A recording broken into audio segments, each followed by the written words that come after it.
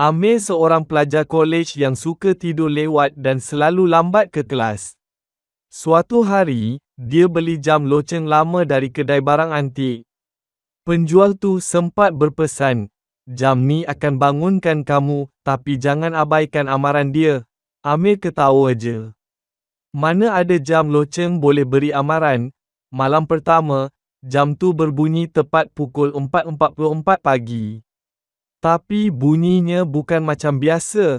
Ia berbisik, "Bangun, Amir. Jangan lambat." Amir ingat dia mengigau. Dia tidur balik. Esoknya, dia bangun lewat. Yang mana tak subscriber lagi tolong tekan butang subscriber dan loceng. Dan satu ujian penting terlepas.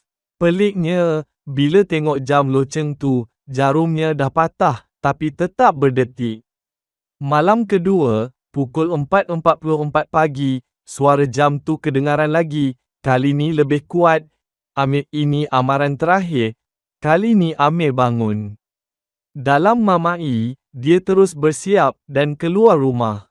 Masa dia melangkah keluar, dia ternampak satu papan tanda rosak jatuh betul-betul atas bumbung bilik dia, tempat dia selalu tidur. Kalau dia masih dalam bilik masa tu, sejak hari tu, Amir tak pernah lambat lagi. Jam loceng tu masih ada, tapi sejak kejadian tu, ia tak pernah berbunyi lagi.